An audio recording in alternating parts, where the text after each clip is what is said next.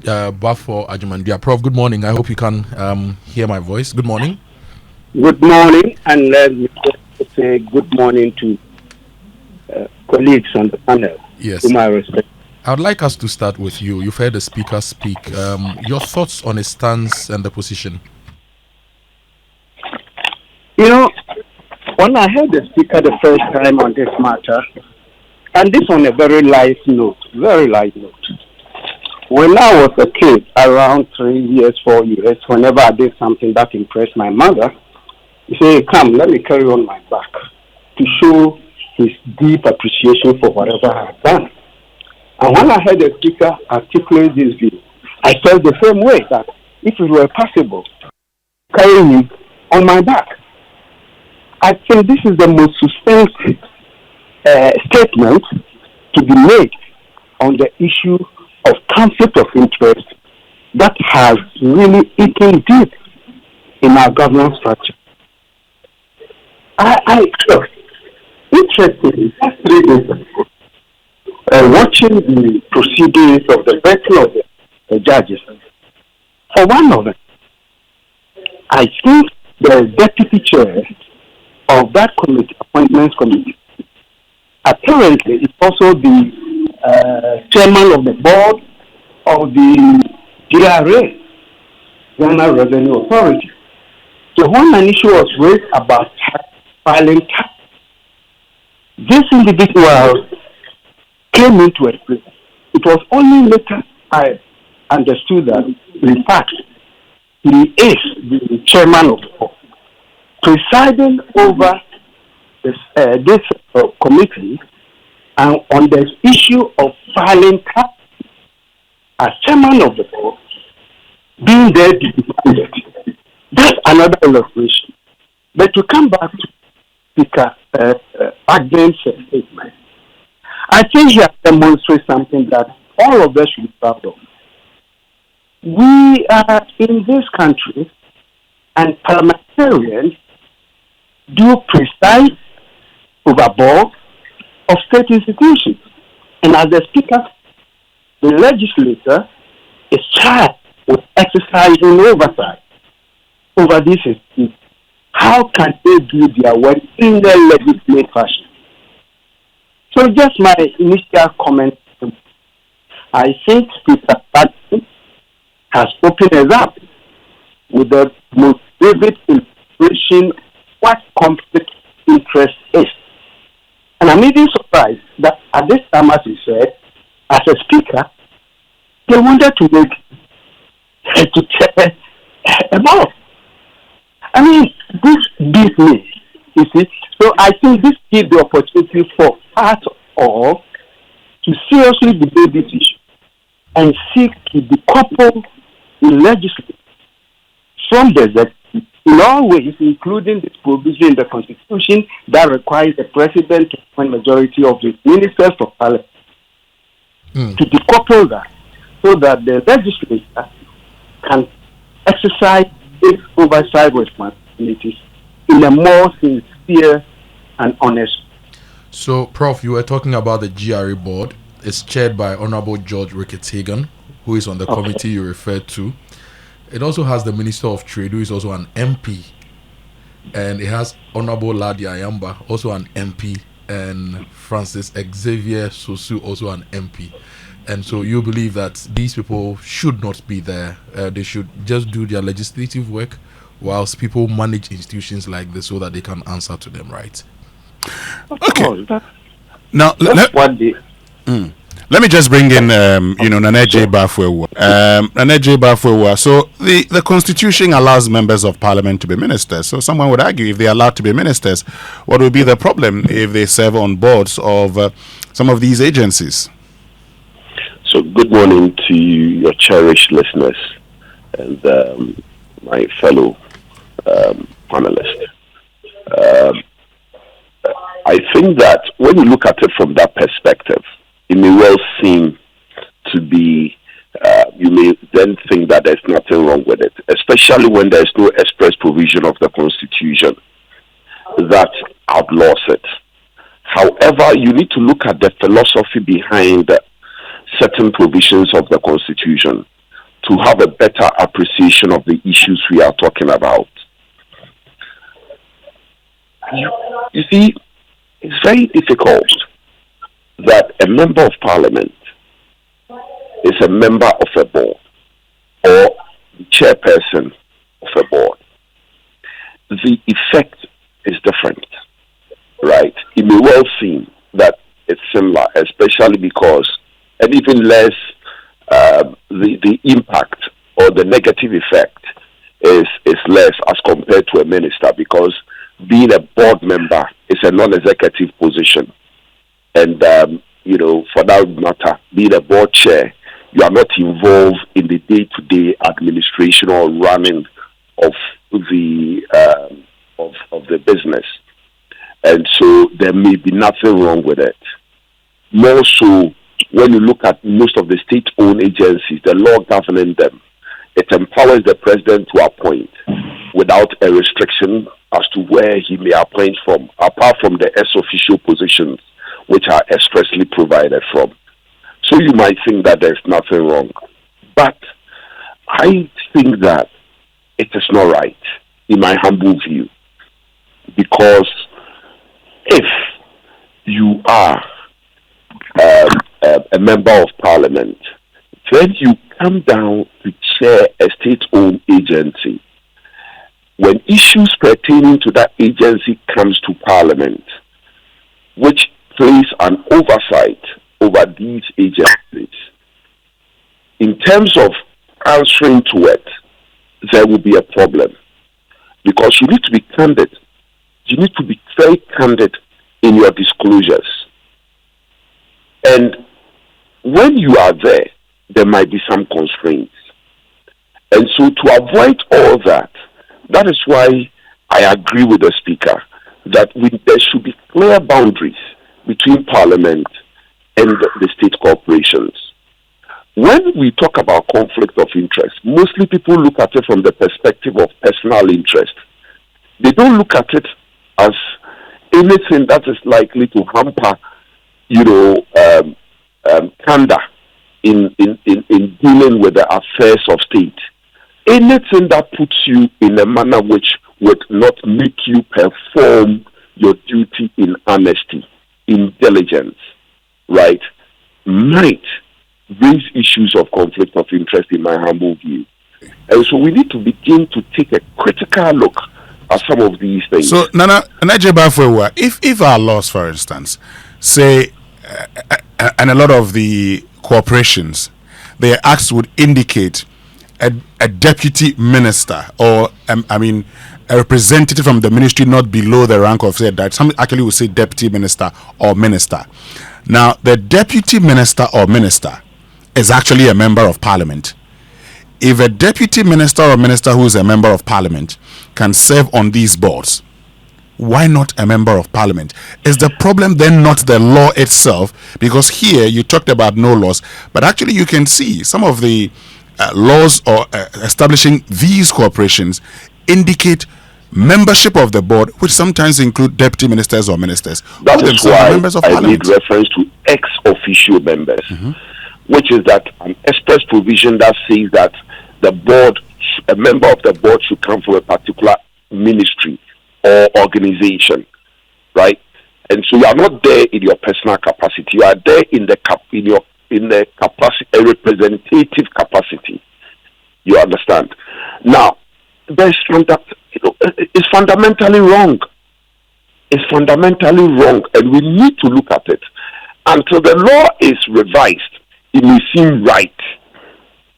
It may seem right, but we need to look at it. Yes, it raises issues. For instance, if you have a minister for finance or deputy minister for finance chairing GRA, he might want to have visibility over what is happening at GRA. But question is there a better way of the minister having visibility over GRA without being a member of the board? If you have the minister, for instance, Agric or finance being a member of Cocoa Board, he might want to have better visibility in terms of what is happening there, so as to have a proactive response to events, happening there. But is that the best way? And historically, what has been the results? Has it helped with the ministers being there? If it hasn't, then perhaps we need to revise it.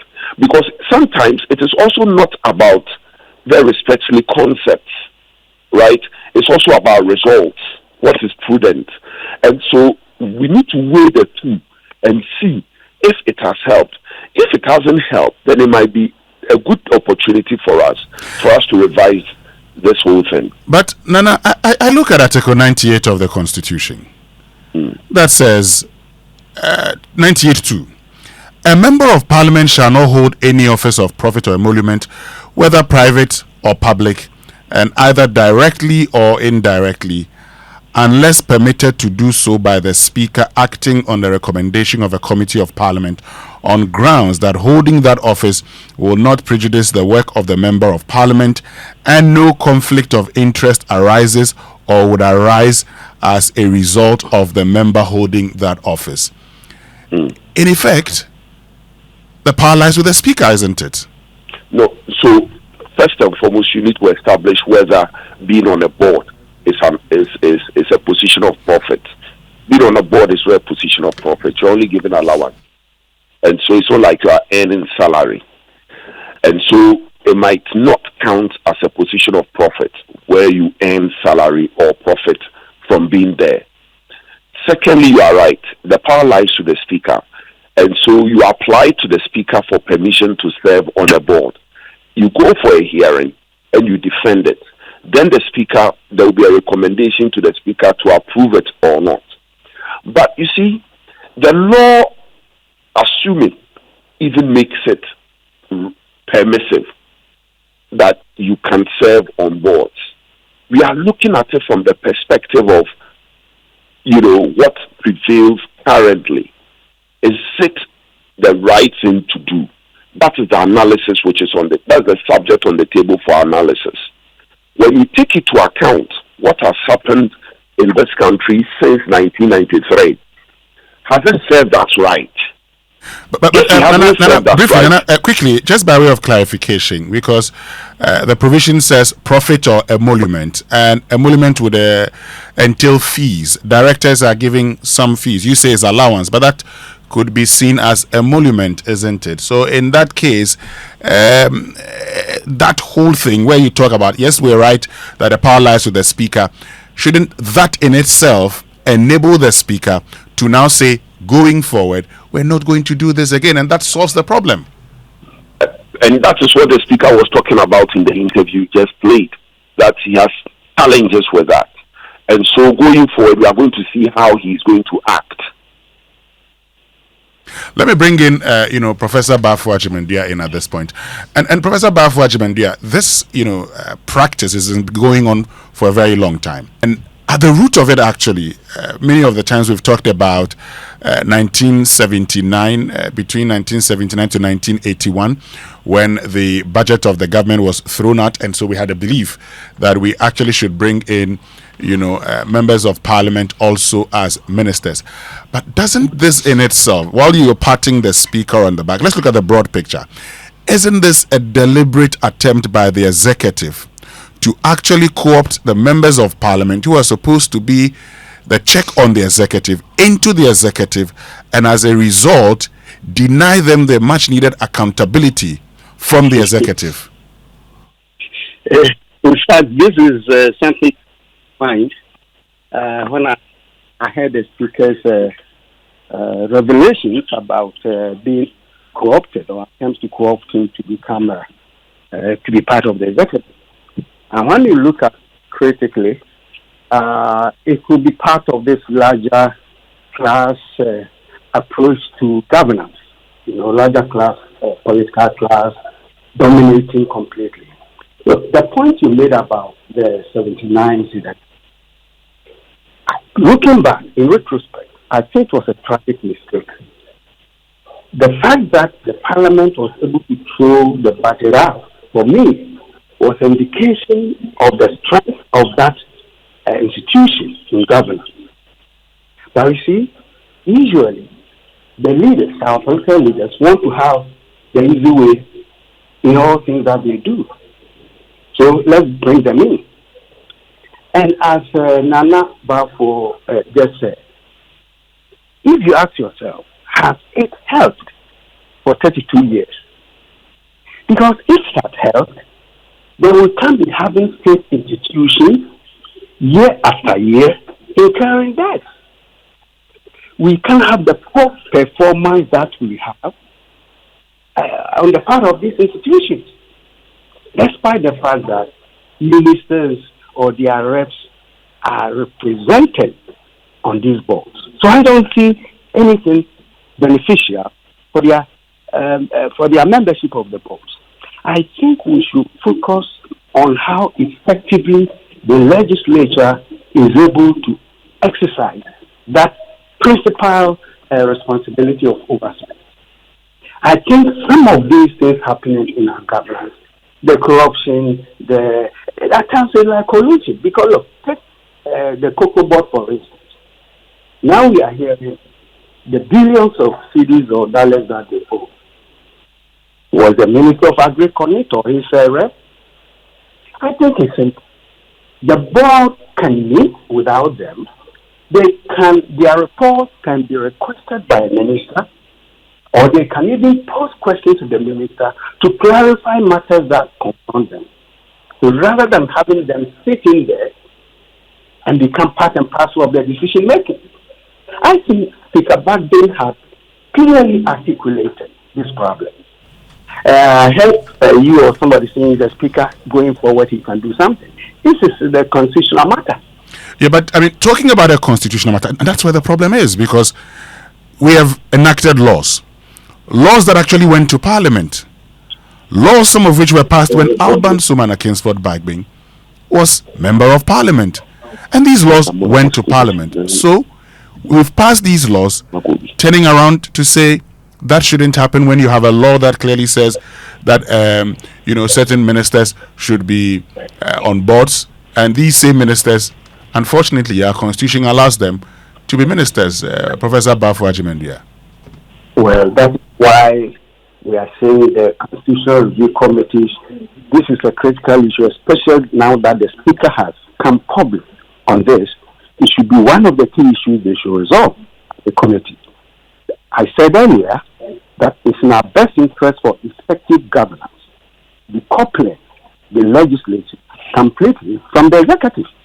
It means that if there's a constitutional provision for this so-called hybrid system, we are talking about now advising that our amendment to enable Parliament play its rightful role in the triangular relationship among these three institutions. The independence of the legislature, as still will be strengthened if we do away with these provisions requiring the president to appoint ministers from Parliament and then getting ministers or their deputies representing the institutions as state institutions, because state institutions is part of the executive. Right now, Prof, I wonder, unlike the Article 78 restriction on the president to pick the majority of his ministers from Parliament, there is no restriction on the president to appoint any board members from Parliament. The only prescription is for ministers, certain ministers or deputy ministers, to be on boards, but not for parliamentarians. So in the end, this problem could be solved simply by the president not appointing any MPs to boards. But we still see it happening all the time. What is the motivation of presidents to do this, knowing that it creates a conflict of interest? Well, I wish our president can enlighten the way to come of that country in our governance. It seems to me, to answer your question, maybe it's one way of presidents rewarding people who are stalwarts in people who have party went. It's part of the payback. But I think the issue raised by which facilitation this month, they are serious, and the executive take note and together work the way to separate the constitution. Because you're right, the constitution of the president. Prof, your line is breaking. If you can position yourself Sorry, so yeah. that So I think the constitution doesn't stop the president from appointing parliamentarians to boards. But a president who is acutely aware of this conflict of interest matter may avoid even appointing them. But since that's not happening, then I think we should follow the law. That's why I support the provisions of that part of the constitution to enable a clear path between the two issues. Right now, Prof, it's interesting also that the Article 98.2 provision that Winston quoted, saying that no member of parliament shall take on any position of profit or emolument unless the speaker permits it.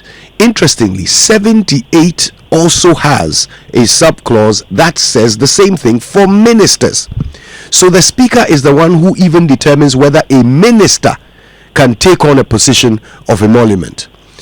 So does that mean that perhaps we should actually be looking to the speaker, the one who's complaining about the problem, that we should look at him as the solution, because he ultimately has the power to determine whether or not these MPs or even ministers end up on these boards?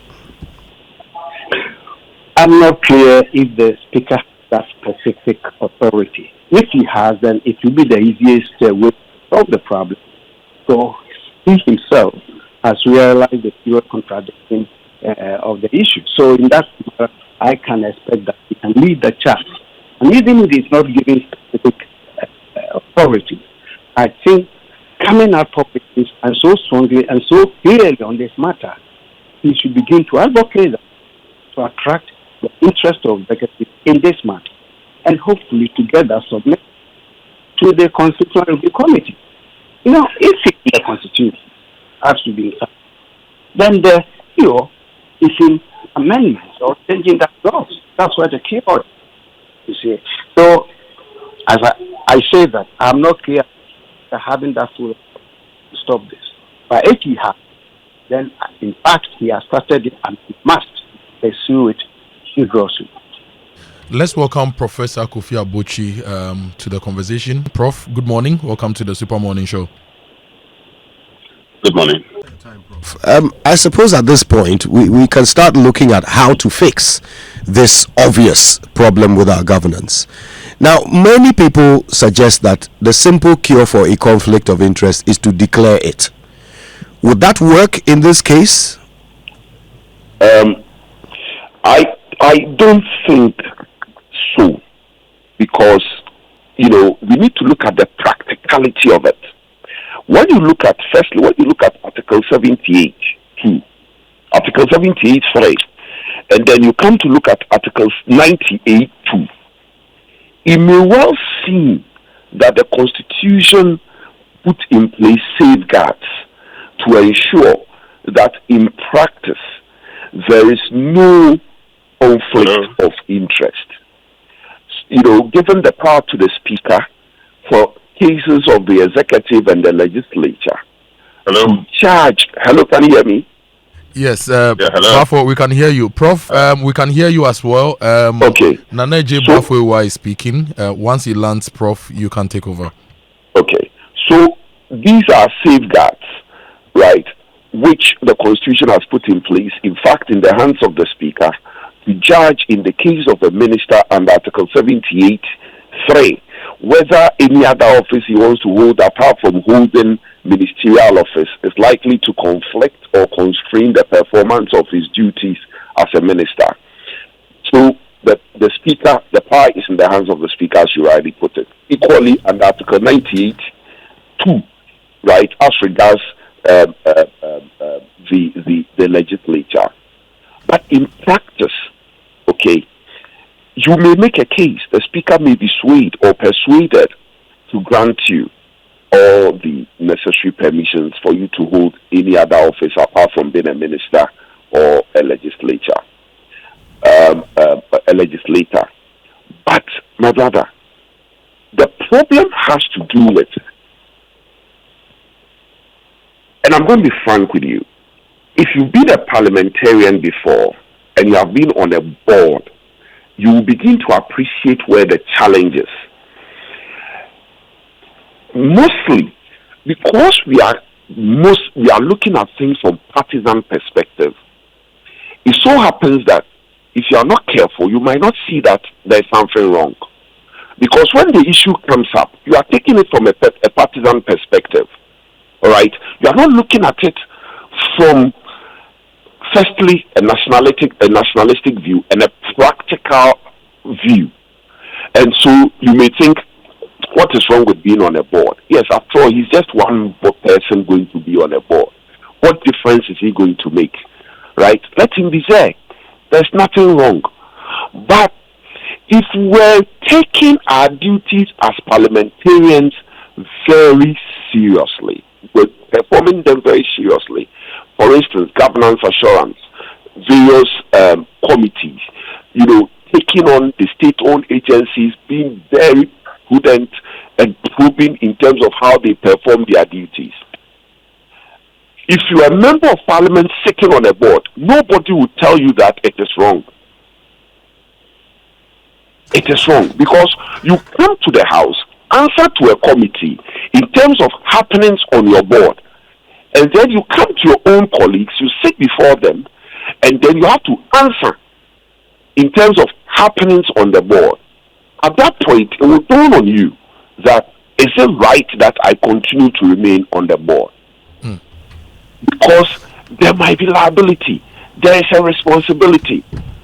Okay? Right. But because a lot of the people are not firstly exposed to the practice of being on a board, and in fact, the partisan nature in which we take the affairs of parliament, it makes it very difficult for people to appreciate the real challenge that the speaker is talking about. There's in fact a challenge. I have been on a board before. Right. I am in parliament. And if you appear before a committee, assuming you are sitting on a board and the board appears before a committee, answering to issues in relation to your corporation, you are being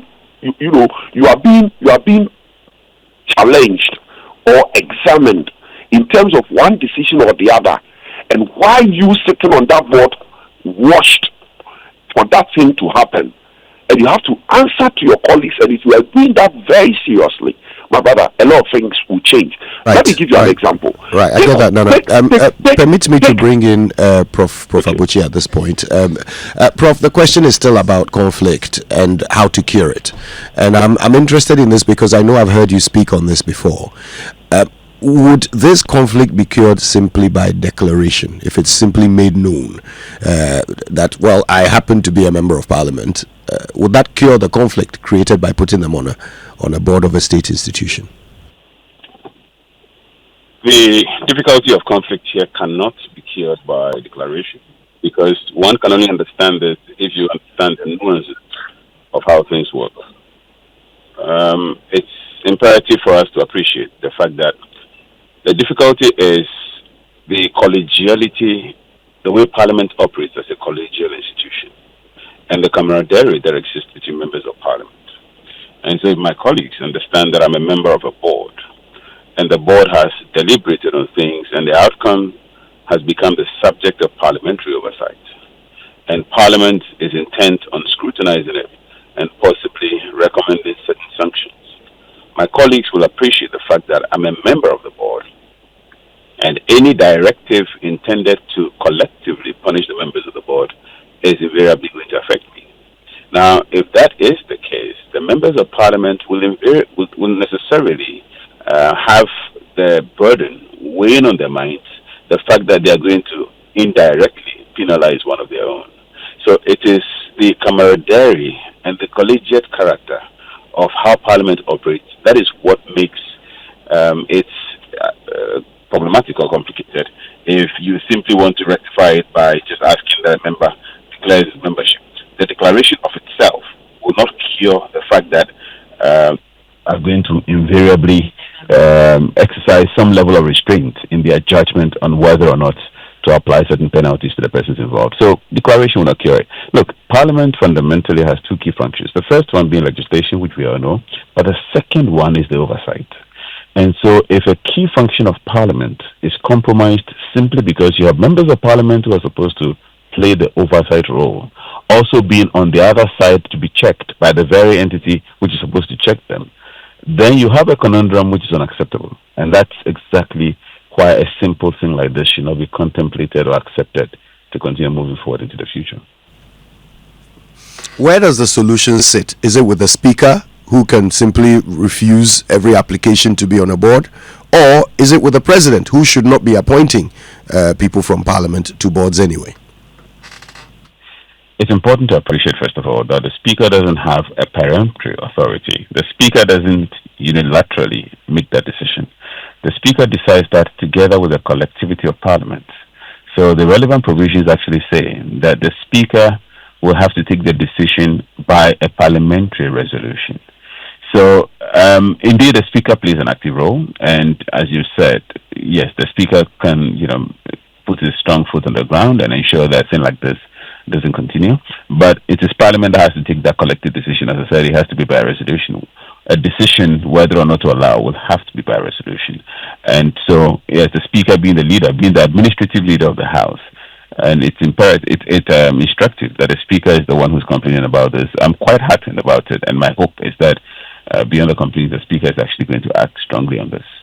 Thank you so much, Prof. Abochi, Prof. Bafo Ajimendua, and Nana Bafo for joining us this morning with your thoughts on this conversation. You can also send us your messages 055 1111 997. This is the Super Morning Show. We'll go for a quick break. When we return, we'll read some of your messages, and we also discuss this issue of ECG disconnecting Ghana Water not being able to pay their bills, Ghana Water also going out for a revenue drive, ECG, so many issues in the utility space, also coming up here on the show.